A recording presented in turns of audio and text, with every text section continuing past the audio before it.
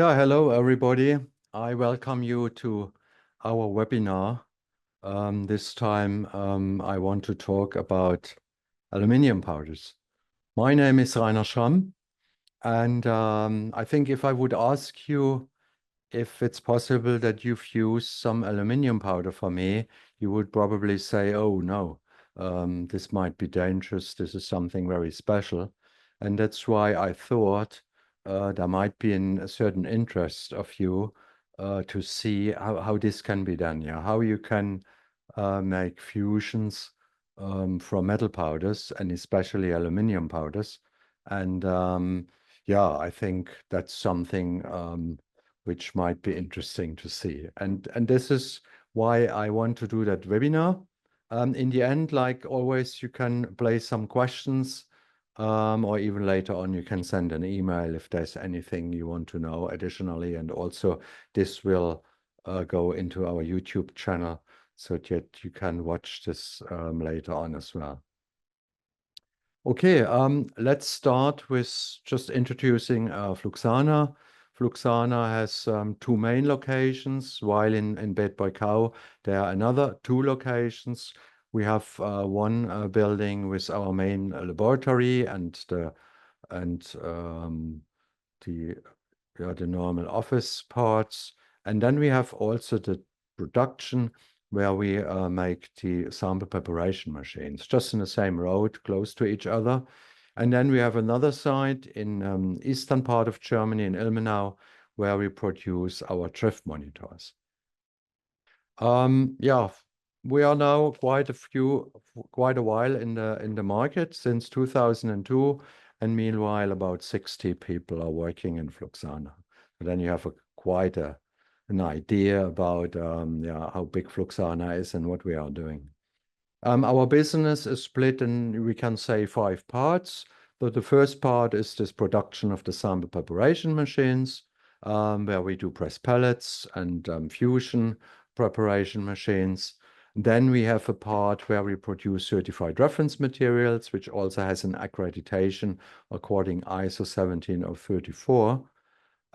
We have a part where we produce consumables, consumables for fusion, like the flux, for press pellets, like the binders, and of course also for the liquid analysis. The fourth part is the drift monitor production, which you might be involved when you buy a new spectrometer, that you get in a drift monitor from FLUXANA with your spectrometer. And last but not least, our laboratory is doing contract analysis and works under the ISO 17025 accreditation.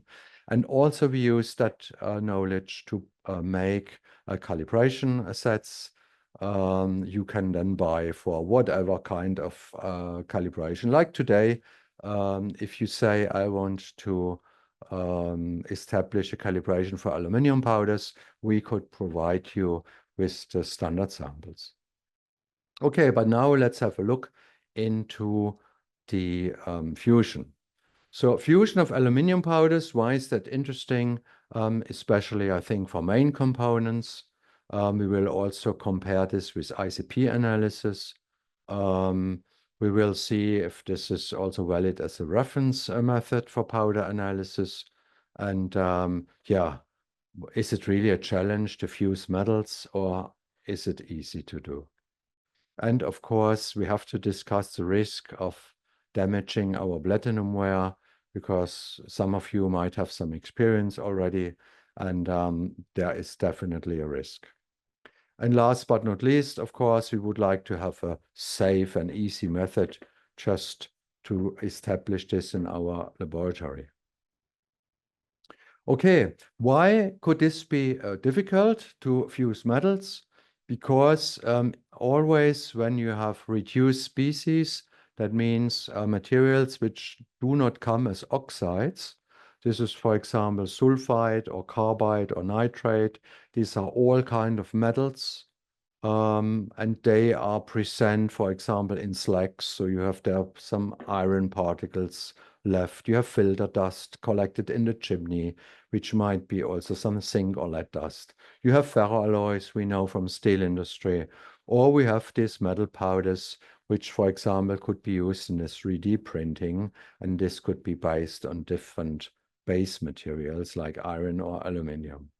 We already have had some webinars about slag and filter dust, about ferroalloys, and today I just pick the aluminum alloys to show you how this can be fused. So if we look on fusion technology, the principle is always the same. The idea is to dissolve a sample into glass and then to present to the XRF instrument a homogeneous sample where the original sample structure, particle size, and granulometry doesn't play a role anymore. Yeah, so we want to have the original sample completely digested, destroyed, so that we have just glass as an ideal sample. And this is the motivation why we want to do fusion. This will result in a high precision and high accurate analysis. Yeah, this is why we do that. A problem is one condition that this works is that our sample is oxidic. And of course, metals aren't. So we have to think about how we can transform this. And for example, if you would fuse the metal directly, this can happen. Yeah, that your platinum wire is then alloying with the metal and the mechanical stability is then gone. And this means you have a very low melting point of this platinum alloy and you make a hole inside. And this could result in this like you see it. And if we talk about platinum, what are we using normally? It's an alloy platinum gold, 95% 5%. The gold has the function that the melt is not sticking to the wall. And so that means in such an alloy, the melt is flowing out much easier than if we just would use platinum.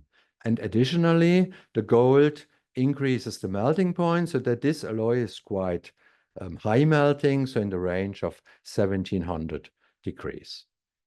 And our fusion temperature normally is at 1200 to 1250, so much lower. So this is why we can use this alloy safely for doing our fusions. However, if we use now some platinum poisons, like aluminium, the melting point is really reduced down to 600 degrees, and then it's of course below our fusion temperature, and this is why you melt a hole inside your crucible, and it's not resisting to our normal conditions. There are other platinum poisons known like metal silica. This is not as serious, but still damages the crucible, or lead, which also might do the same thing. If we look in the phase diagrams, you see how this works. So here on the X, we have the platinum concentration. So platinum here is 100%. This is the alloy. And we have then a melting point of 1769 degrees. Only aluminium 100% is something around 660 degrees. And you see, if you add aluminium, the melting point goes down continuously and will destroy our crucible and the stability of it. It is just for information. For silicon, looks quite similar also. It goes down in the moment silicon alloys with platinum and the melting temperature is reduced. Okay, that means if we do fusion, first of all, we need an oxide. That means we need a kind of an oxidation of our metals. And when the oxidation is completed, then we safely can increase the temperature over the melting point of our flux and sample, and then our powder becomes liquid. And once it's liquid, we have to homogenize it. That's very important because in the moment you pour it into your mold, the liquid melt must be homogeneous. If not, you will create different phases in that mold. This will create tension when cooling down, and your bead is cracking. So this is not what we want. That means if you want to have a stable glass, and which of course is mechanically stable, then this homogenization must be done perfectly. Okay, so let's talk about how we oxidize our aluminum. You know, perhaps from ferroalloys and other metals that you use some nitrates but this is not possible for aluminium because aluminium will form directly aluminium oxide at the surface. This is a kind of a passivation, so no further oxidation can happen. So in the inside, it's still aluminium metal, and when you fuse that, it will destroy your crucible. So the only way to oxidize it is by nitric acid, and that means the liquid creates a continuous reaction with the aluminium until it's completely oxidized. And once this sample is oxidized, then you can go for the standard fusion procedure. So let's have a look in the lab. So that means we weigh our aluminium powder in quite a large crucible because the reaction could be quite strong. So you should give some room. So that is why it's good to use the biggest crucible you have. Then you add the nitric acid, and then you put it on a hot plate. And on the hot plate, then you heat it up so that slowly the reaction starts. You see here the formation of the NOx gases, and then it becomes some grayish, and in the end you have like a cake of your oxidized aluminium powder. And then this can be used to add the flux, like we use normally our FX65. So this is the standard flux, 66% lithium tetraborate and 34% lithium metaborate. This is a kind of a universal flux. And then, of course, you go to a fusion system and just make your normal fusion. You can use either gas or electric fusion. It works in both. There is no real difference because we have no volatile elements. So in this way, anyway, there is no benefit of one or the other technology. And then finally, you can get your bead, which normally has no color because there are no coloring elements in that aluminium alloys. So it's just a clear, transparent white bead. And finally, your crucible should look like this. That means no damage at all. Yeah, so this is what we want, a robust method, very straightforward.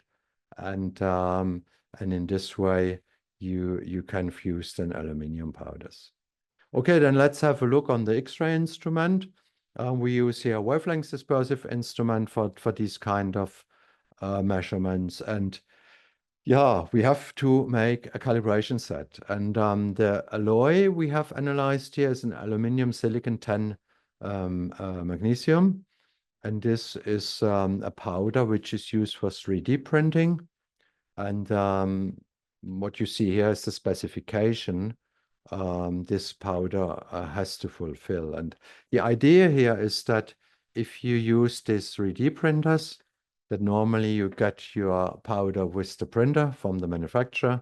But of course, this is quite expensive. And now people are looking more and more in the market where to buy some third-party products. And but then they have to make sure that the powder really fits to the printer. And so there is a kind of an input check necessary. And this is why there is an interest in the market that these kind of powders is existing also as reference material. So this is our goal, that we make about 5 different reference materials for these aluminium powders.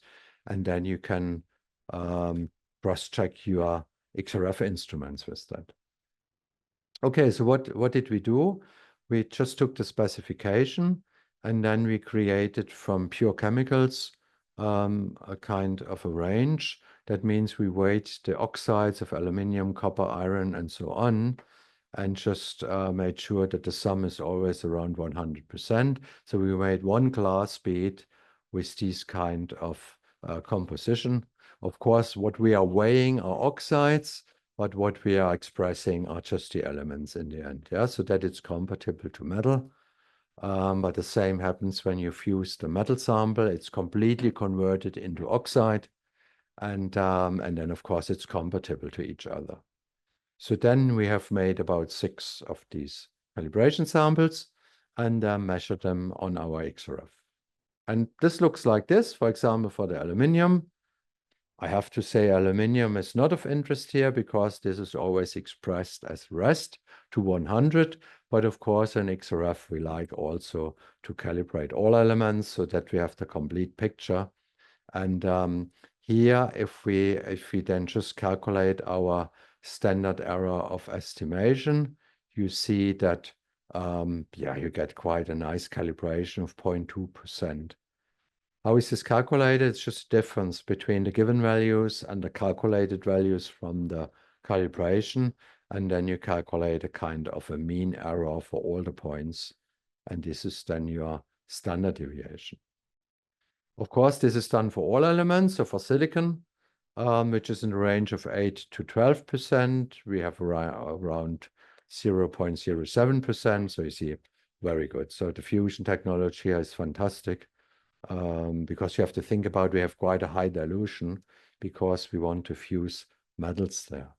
And then if we go further to magnesium, you see the error is already increasing because magnesium is an element with lower intensity, not so high sensitivity, but still we can calibrate this. You see that we always made duplicates here to see also the reproducibility of the single concentrations. Then if we go further, we have lead. So it's even lower concentration. So the highest is 0.1%. And you see you still have a standard deviation, which is about 20 times lower. And then nickel, you see we are going closer and closer to the detection limit. Again, you see you can calibrate it, but with quite a high error. And I also put you an example of tin. Here we are now in the range of the detection limit, and we can say that the X-ray can't detect it anymore in this low range. Yeah, so here we have then to go to other techniques if we want to see tin traces in the aluminium. There, fusion and XRF is probably the wrong technique. But what you can do here is always that you take one bead and you just measure it 10 times, and then the standard deviation will give you the repeatability. And if you take it 3 times, then you have your detection limit. And if you take it another 3 times, so 9 times the standard deviation, then you have your quantification limit. And in this way, you can verify if you are able to calibrate it or not. Yeah, so this is an easy test to do. Okay, but let's see how the method works now for our 3D printing powders, because the calibration standard, these were just pure chemicals, not metals we put together. And now here we have really made 11 preparation of our 3D printing powder. Here you see again our specification. And so you see that this powder fits more or less inside. You see the iron is too low, and the silicon is okay, and also the other fits. Yeah, they are just max values, but the iron seems to be a bit too low, and this was our interest. We collected these 3D printing powders all over the world from third-party suppliers to see what variants they have in concentration and if they really fulfill the specification. Of course, our interest was to pick some which are very different so that we can then have different control samples for the XRF. Okay, if we look on our repeatability, then you see here the standard deviation. I multiplied it already by 3. This is why these values are a bit higher. But I wanted to see how the detection limit is corresponding to the determined value. Of course, aluminium, you see, this is very easy. We look on our silicon, which is, of course, the most important element in here. And you see standard deviation is fantastic. And you see, we asked the laboratory to make an ICP analysis, and they refused. They said it's too difficult. It didn't work for that powder. And that is exactly the problem why we were motivated to do this with XRF, because this is then quite a straightforward method here, while in ICP the digestion is also quite difficult. Yeah. If we look to other elements like the magnesium, we still see quite a good correspondence between ICP and XRF. But of course, if we go to the traces, you see that our detection limit and the value we determined is quite close. So here we are really at the limit. And ICP, of course, would be the better method to use. The question is if this is important, if we just want to check as an incoming control, if the specifications are fulfilled. Yeah. So I would say the silicon can be easily determined, the aluminum by, for example, a handheld instrument, and the iron as well. So in this way, you can already see if that material fits the specifications or not. Yeah. So we can say that the repeatability is fantastic of this method. So we can really work with that. And I would say if you use it parallel to ICP, this is really a complementary kind of analysis. Of course, you need also to validate. That means we have to check against the standard material, which comes outside from the laboratory. So we have taken here an Alcan standard material. Unfortunately, there is no 3D printed powder already in the market as certified reference material. So there was nothing available. So we had to take really a disc and had to take particles out of this, grind it down, mix it, and then to reduce the particle size until we could fuse it. And this resulted then here in 4 preparations. The repeatability is again the same than in our 3D printing powder. So we can state that this works. Yeah, this digestion with fusion is valid for different materials. And I have to say we have fused, of course, 5 different 3D printing powders. They all behave the same way. And this additional validation standard. If we compare now the certified values with what we get, we can see, yeah, there is an agreement, but perhaps it would be good to have some more materials we check. So for our first check, it's okay. We will need to expand this to some more materials. It would be great to find a NIST also to do that. And then we can really validate this method and use it to produce also the 3D metal powders as reference materials. Okay, but last but not least, we need also drift monitoring, drift correction. So this is for that I use our 6 drift monitors, which come as a universal set from FLXDC. And so the 6 classes contain nearly all elements from the periodic table. You see that here it is visualized that there are some concentrations in the higher range from 10 to 100%. These are here these green marked elements. Then there are some classes contain the elements in the middle range from 1 to 10%. So these are the blue ones. And then we have some in the range of it's more or less 0.5%. And these are the orange, which are then all the others. There's also an additional class with thorium and uranium in case you need this for an application. So that means with this 6 drift monitors, you can just do the drift monitoring for all the elements of interest in this aluminum alloy application. And then you are finished. Yeah, then you have your calibration done. You have your repeatability check. You have your validation to get the accuracy and the bias. And here you have the drift correction to get then the complete method running over time so that you get it long-term stable.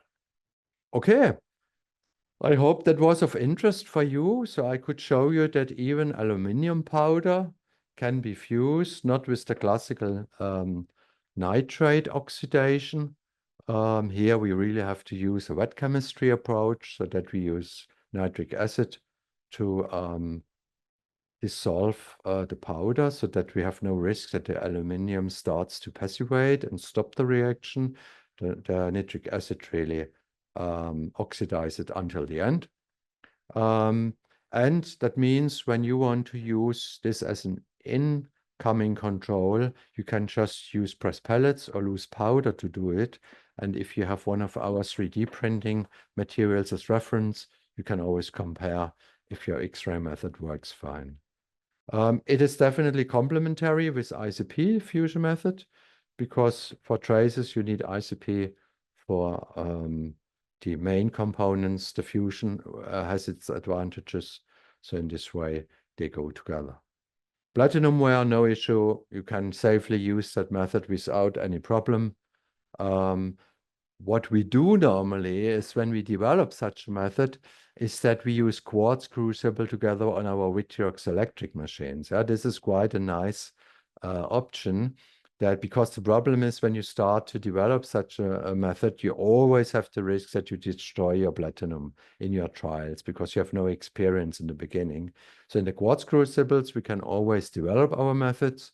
And when this is then running, then we go to the platinum. Yeah, the quartz has the advantage that all these reduced species do not attack the crucible. The disadvantage is that you can use it only once. And of course, for routine analysis, it's then too expensive, but it's still cheaper than destroying a platinum crucible. Yeah? So that is our motivation. And because we have this option in our electrical fusions, we use this always for this kind of difficult applications. Okay, so here you see there's another webinar coming up for 3D printing powders in metal iron-based. So this comes then in November, but now I'm happy to see some questions in the question and answer section. So there is a question here.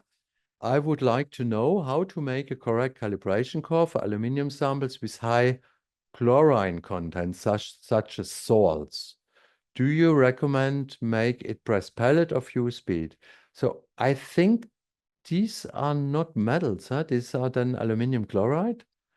Because in aluminum metal, if I would fuse it, of course, the chlorine will be gone. Yeah, so that is probably the problem. And also when you heat it on the nitric acid, I'm not sure if the chlorine will go. So this is something we have really to verify. So there I'm not quite sure. Yeah. Generally, what we have, if you have aluminium salts and you want to fuse them, this is possible because we can use lids on our electrical fusion, and then you keep the chlorine inside. Yeah, so this is a possibility to do chlorine fusions on the electrical fusion. On gas, it wouldn't work because then it goes out. It's volatile. But on the electrical fusion, we have, for example, potassium chloride, sodium chloride, that's working, or even we do chlorine in cement. This is possible. So this is all no problem to do chlorine in electrical fusion. Any more questions?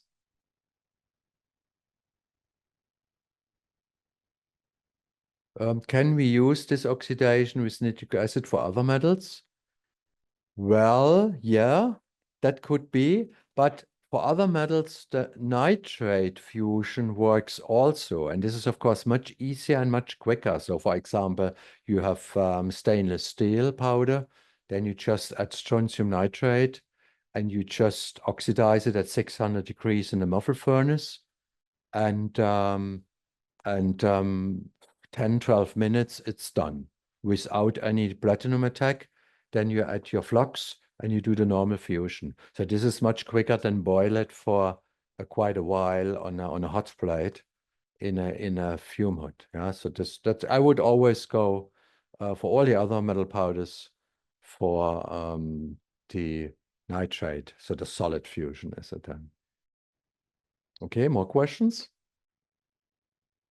What are the characteristics of FXX65? Like I said, this is a flux which is 66% lithium tetraborate and 34% lithium metaborate.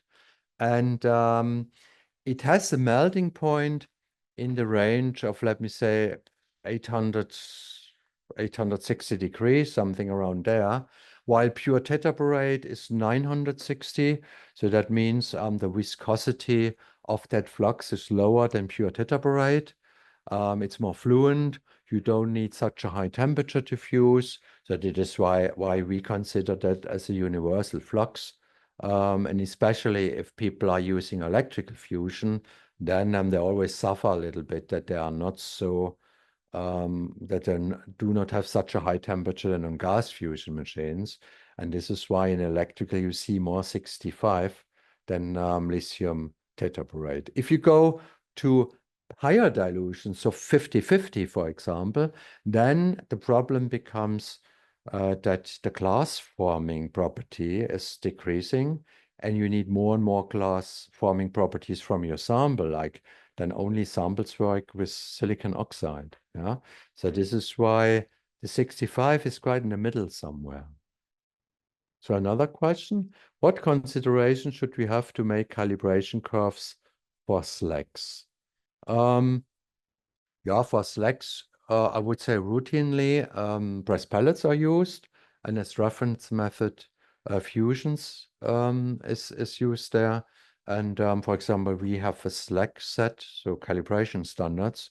You can get to set up a complete fusion calibration. Yeah, and normally in this slack fusion preparation, you always add an oxidizer to be safe that you do not destroy your platinum ware. Yeah, that is really recommended.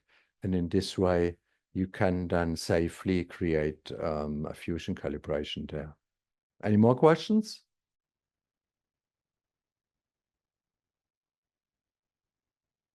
Not so far. I'll wait a few seconds. Okay, if there are no more questions, I thank you very much for this nice discussions here in the end. I hope it was interesting for you, and I hope see you again and in one of our next webinars. And of course, you are always welcome to send questions to us whenever you need some help. Thank you very much. Have a nice day. Bye-bye. See you again.